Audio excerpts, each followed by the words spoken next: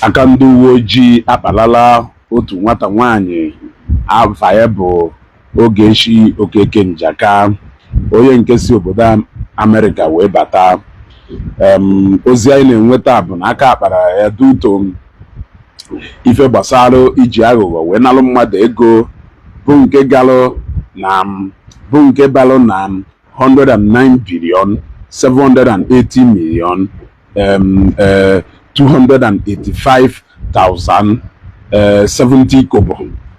Dịka akụkọ si wee rute anyị aka, a sịrị na nwata nwaanyị a gbasiri ike n'ife ọ na-eme, mana ndị uwe ojii kpalara ya aka wee nọrọ na-akwadobe maka ibupụta ya n'ụlọ ikpe. Na ozi nke ọzọ dịkwa oke mkpa,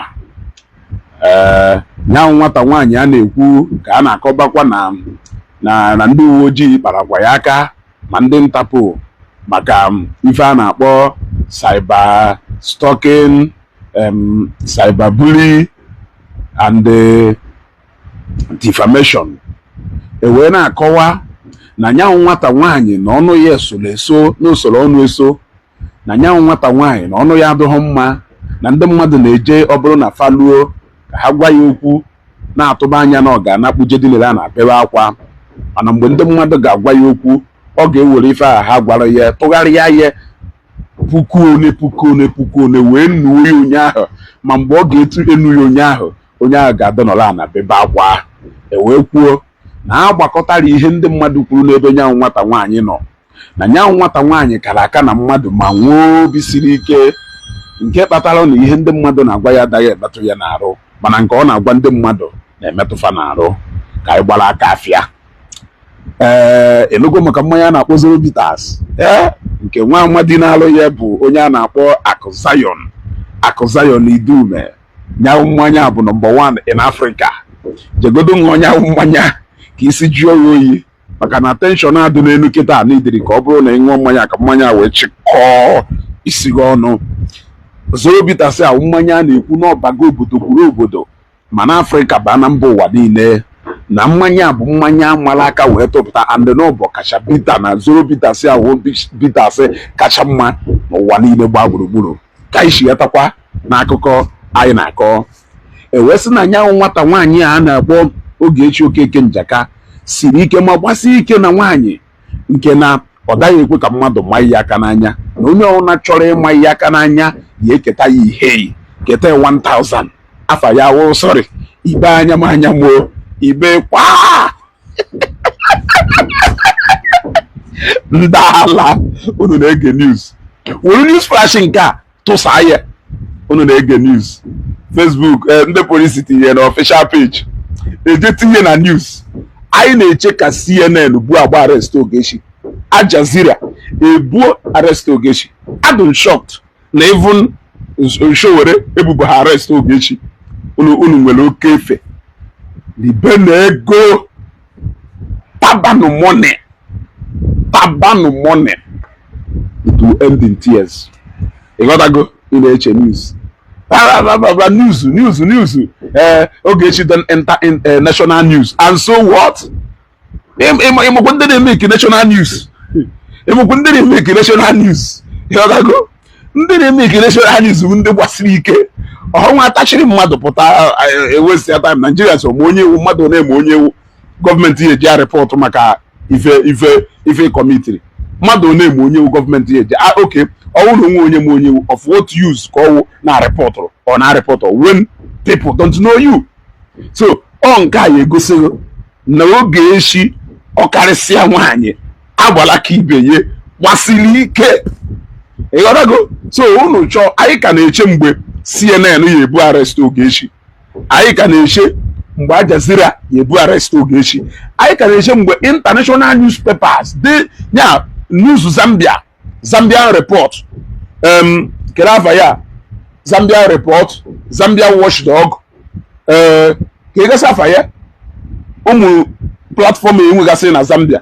I'm waiting for the day me read maka arrest Ogechi from there. A na-eshi alụ na ebe enyelu news arrest Ogechi. Ka prove zegono. What does it show? That is the information you know already. You know, that extra mile of make in the news, you are making her to be more popular. Ogechi, I will take advantage of this opportunity. The hour is now. The time we are waiting for is now. You gotta go. Ogechi, just like VDM, I will take advantage of this opportunity because no publicity came free. You gotta go. No, you got mmadụ na no me cyber ifam me nka me money if any now mmadụ make a level on data allegation against Nigeria. Even the VDM I am today. If I follow a level against Ogechi, it's not different from Nke. VDM bagoro in and out of it.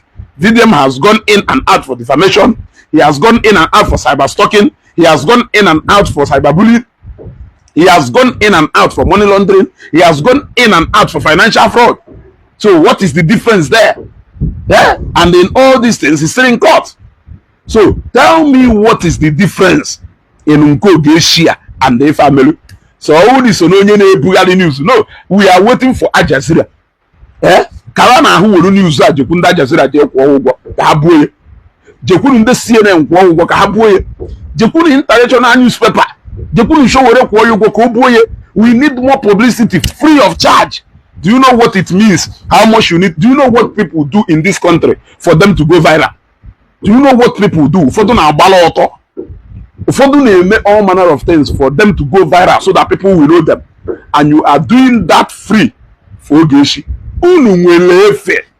And they blow your to Kayas and the mother for you. Will share work to show Nante mother for you.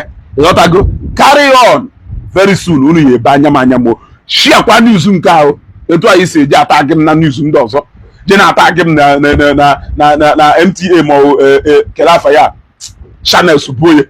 Ka kwa hu buo nka ezukokuru because all news I just reported the arrest of Ogechi. It is not different from onya no na channel se kwe. If onya okula do different from nke nkuru unless na aka ikpo bagano ka afugo dollar na aka nwote nku na afugo ife na afugo ife mu na Facebook ka unu ye banyamanyamo unu ye bi mimimimo unu ya amari ife ebe na comment section konka dabao pro Congo send that message na inbox pro Congo igbagari ya itebe nke bibilongo ina juzi ndị mmadụ keni Facebook ezugokuru okwu keni Facebook ezugokuru okwu keni Facebook ezugokuru okwu okari ihe tu ahụ ịghọtago afuru m ebe look at ife Kelafa ya kelu page woto page oso na nde bu mata Ogechi n'isi ịghọtago because ndị mmadụ na-eme ife ajọ ọsọ na-amụ ha amụ ịghọtago look osere my own na to carry my phone post wetin I like whether e make you vex or craze e no concern me at all.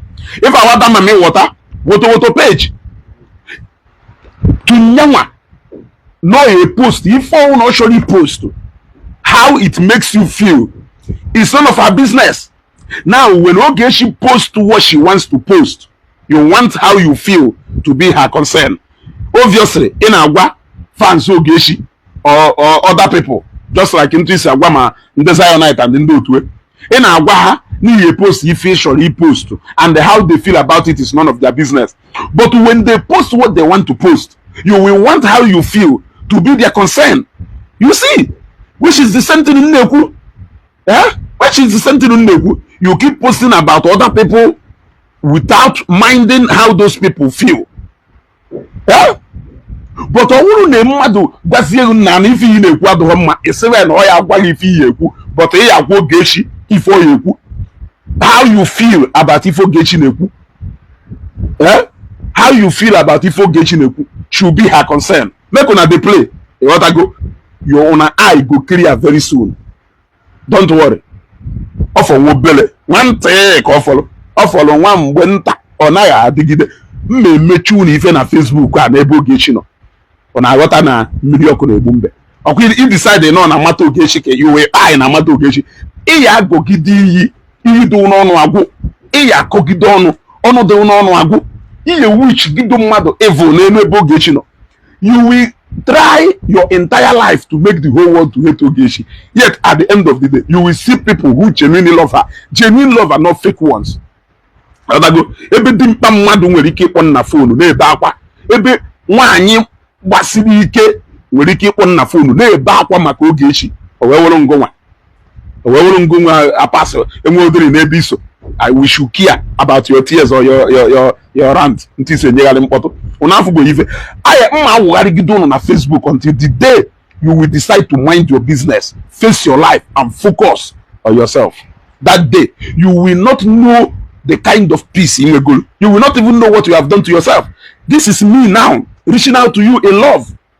You want to go? All this mental stress in a way maka Ogechi, thinking about the way forward for Ogechi, that Ogechi ejenga or ya pota, what of what potakwano. Hey, period ni na ono senana na aya shota kwe, what of one ya no katana chiga America with that.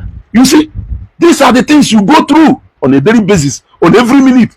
You are always on alert, looking for page that will drop updates about Ogechi. Is it that Nijereba corner or Nijereba defend the NDA defend?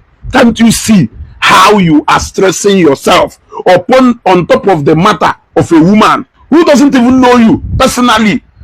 Can't you see? So I have decided to add Owisi to malaria and area. I have decided to add fever to malaria and area. Every deciding in sense. Megidogi ife. Akosina mono. Nke na akọ ma aduru iche from nke na akọ mbo. Ogbasaro ina akọ nyo ha ba mi maro. Okwe from nwoke oselempe, nwoke doko ya ado, nwoke kara aka, nwoke wezibota nwa na edozuru ezu. Ngwa na-ekwu ndị Nnewi onye ahụ eme ka onye Nnewi, ndị Nnewi tofia na maka ndị Nnewi si eme. Thank you for knowing that we Nnewi we are dashi. Go. We even do them interested whereby you could name and the Nnewi mark and the Nnewi is enough because I am onye Nnewi. You want to go? Yes, a gido map Nnewi. The fee is a gido map ki Nnewi ke iro ketiti. Ke Nnewi ke iro rifte. Ke Nnewi ke iro zobro. Ebebe mudutere aka. Nya tape ga yelute ba. So if you go sere na mu wezbuta nwa Nnewi kalaka.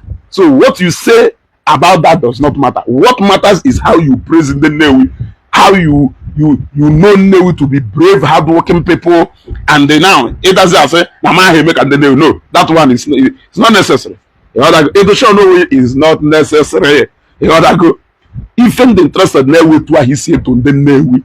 I love it because I'm only Nnewi. Ito Nnewi ito gun. Go. So just like Adam Ami Water, how you feel about my post is none of my business. It's none of my business. I don't care. It's your piece in a quota. It's you don't want a lagoon. It's you don't want transformer. I don't care. I don't care, man. I don't care. So spread the news. Spread this news. Since you are interested in spreading news, since you are interested, you are now a news spreader. Can you spread this one in good faith? For the lovers of Ogechi, keep calm. Joy is coming. There will be joy in the morning. There will be joy in the morning. Oh, child of God, cry no more. There will be joy in the morning. Hallelujah. There will be joy in the morning. There will be joy. There will be joy in the morning. Oh, child of God, cry no more. There will be joy in the morning. So come away from until the day you decide to mind your business. Until you decide to mind your business, face your life, face your career, face your family, and face your personal things. Manejo, share this video. Aga bugo nwanne unu nwoke ezugo nwoke na-asọ lelelelele na nke ikpaza nwoke uchuga shawama sakalen do too much de tugudile de trile wopu inu wopu bigu malitiri wopu wickedness wopu vindictiveness wopu jealousy wopu envy ihotago wopu ya n'imelu ihotago wopu ya n'imelu idunutra mgbe ahụ ya do free. If you light, iya mogodu ni ife plug n'ime maka ife anọ n'ime ọ na-amị ọbala o ọkwefu ka nsi wee du plumpi nwoke du mma nke hu na-amị ọbala you don't know ịnọrọ na atụ onwe gị igbugbu ị na-eri onwe gị ị na-ebu onwe ka granite over somebody who is probably somewhere who is not even in your class, in your league. as a married woman, she's not in your class.